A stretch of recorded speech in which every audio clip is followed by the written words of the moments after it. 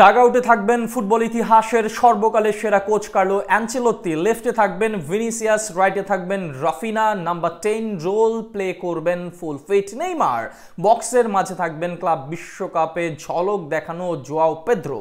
এমন একটা দল নিয়ে যদি আবারও ব্রাজিল আর্জেন্টিনার বিপক্ষে মাঠে নামে তবে সে চাপ কি সামলে দিতে পারবে স্কালোনি? কারণ ব্রাজিল যে খুব দ্রুতই ঘুরে দাঁড়াচ্ছে বিশ্বকাপের কার্লো অ্যানচেলোত্তি ব্রাজিলকে তৈরি করছে দুর্দান্ত এক দল হিসেবে।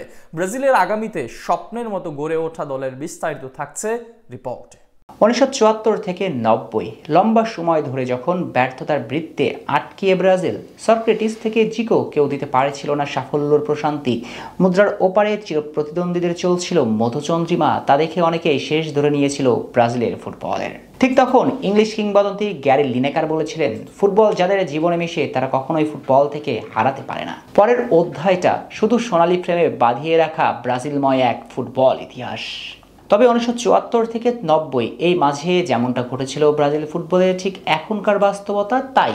22 বছর ধরে তো ট্রফিলেস ফুটবলের রাজারা, সঙ্গে চিরপ্রতিদ্বন্দ্বীদের বিপক্ষে 7 বছর জয়হীন। সর্বশেষ ম্যাচে তো 4-0 তিক্ততাও জলজল করছে। তাই অনেকেই বলছেন ব্রাজিল শেষ। তাদের জন্য গ্যারি লিনেকারের কথাগুলো মনে করিয়ে দেয়া, ফুটবল যাদের জীবনে মিশে তারা কখনোই হারাতে পারে না। ব্রাজিল হারাবেও না, ব্রাজিল ফিরবে, আর সেলেসাওদের ফিরে আসার সংকেত দিয়ে রেখেছেন কার্লো আনচেলোত্তি। ফুটবল ইতিহাসের সর্বকালের সেরা এই কোচ ডাগ আউটে দাঁড়ানোর পরে তাকে ঘিরে বড় স্বপ্নটাই দেখতে শুরু করেছে ব্রাজিল ভক্তরা। তিনি দায়িত্ব নেবার পর পুরো দলটাই বদলিয়ে গিয়েছে, ব্রাজিলকে যেন নতুন করে ঠেলে সাজাচ্ছেন কার্লো। প্রথম অ্যাসাইনমেন্টে ডাগ আউটে দাঁড়িয়ে সেটার স্পষ্ট ছাপ রেখেছেন এই মাস্টার মাইন্ড। সাবেক রিয়াল বসের ছোঁয়াতে ব্রাজিল এখন প্রাণবন্ত এক দল, এবং আগামী 2026 বিশ্বকাপ ঘিরে তিনি মহাপরিকল্পনাও হাতে নিয়েছেন।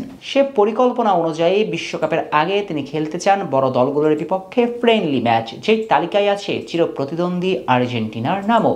আর যদি আর্জেন্টিনার বিপক্ষে নিকট অতীতে খেলতে নামে তাহলে সাজাতে পারেন দুর্দান্ত এক একাদশ, যে একাদশের ফ্রন্ট লাইনে লেফট উইংয়ে থাকবেন রিয়াল মাদ্রিদের গতিতারকা ভিনিসিয়াস জুনিয়র, লেফটে থাকবেন রাফিনিয়া দিয়াস, এবং বক্সের মাঝে রাখতে পারেন জোয়াও পেদ্রোকে, যিনি কিনা সর্বশেষ ক্লাব বিশ্বকাপে পায়ের ঝলকে করলেন বাজিমাত। ফাইনালে চেলসির বিপক্ষেও পেয়েছেন দুর্দান্ত এক গোল।